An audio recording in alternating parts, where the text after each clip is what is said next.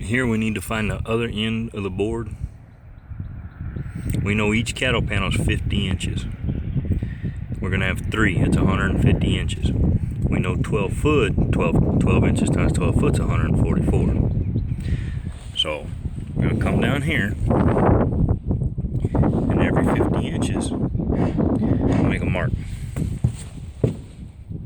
So I have an idea of where the cattle panels are gonna hit. Again, you need to measure twice, cut once. Got to add for the other board right here. I'm going to add another 1/4 inch. Just a little bit of play. So you know we was at 150 inches right here. Need to add 1.5 inches for one board, 1.5 inches for the other board for your end boards. It's 3 inches, 153. Add a 1/4 for some play. Again, double, triple check everything. I told you these cattle panels are 50 inches, and that's what they're advertised to sell for. Here you can see it's over 50 inches, so we need to figure that in.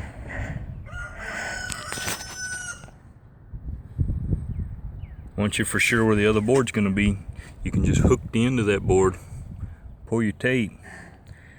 Now you have a number.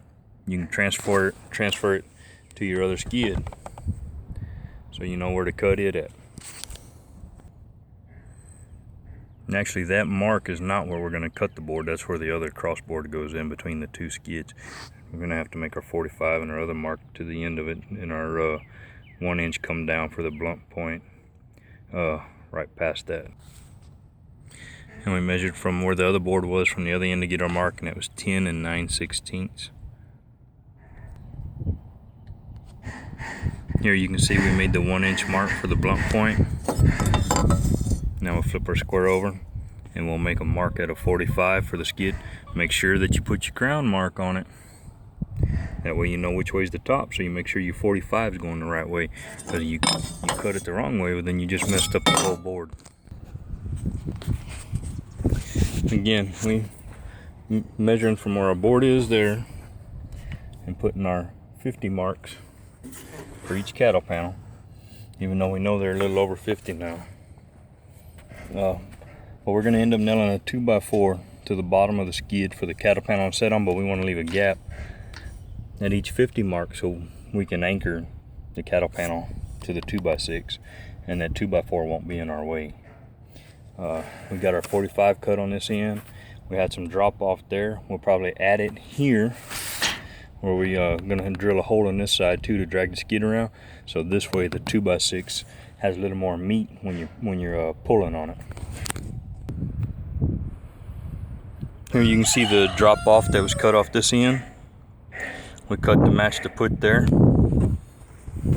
And over here, when it's matched on to have the more meat, when you put the chain or bar, whatever you're gonna pull the skid with, and your other crossboard is gonna butt right there.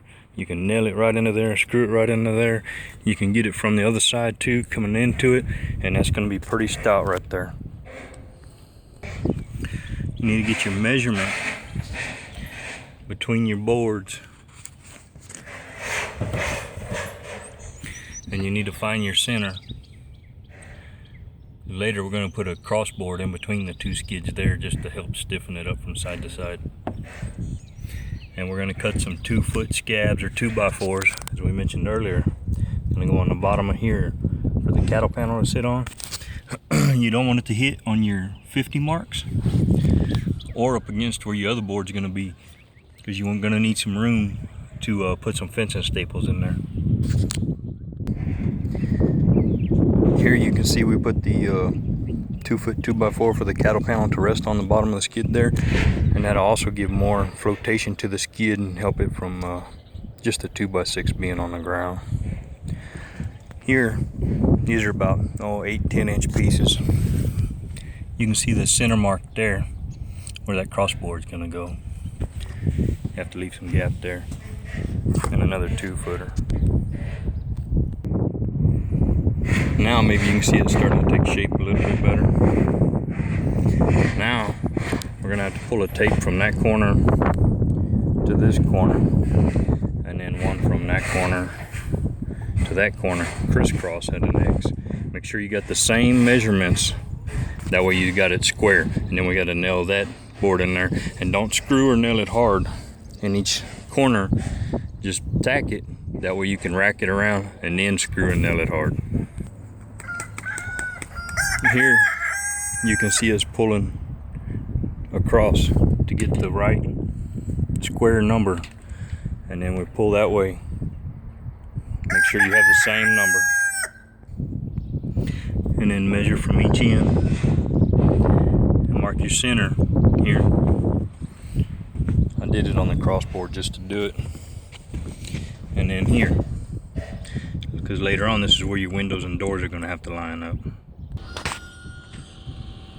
Now once you double, triple check for square, remember from corner, corner, corner, corner, same number. We got a rooster over here in the way. You can put in some 45 braces. You can measure from that corner to that end or that corner to that end, come up with the same number. Or just, if you got good cuts, put it in there. This will help keep the whole thing from square. If you're gonna be moving it around a lot, I would probably put these in there. But now you're talking about having to move it with something. It's getting heavier. You're gonna have to use a tractor. Doing it by hand is gonna be impossible. Are gonna be impossible soon. Something else when working with the cattle panels, you see you got, you know, your what is this, like 1/4-inch galvanized rods here that are welded together. Always put the longer way on the bottom. Just see how it's underneath this other one. It's just easier to drag it if you're stacking them, or you got to drag them a long ways. Otherwise, if you're doing it on the short side, they'll catch on everything, where this here will ride hopefully on everything you're going to drag it on.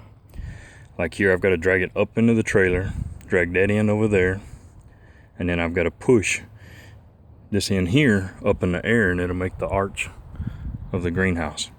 See if I can get somebody to hold this camera while I get my fat butt over here moving these.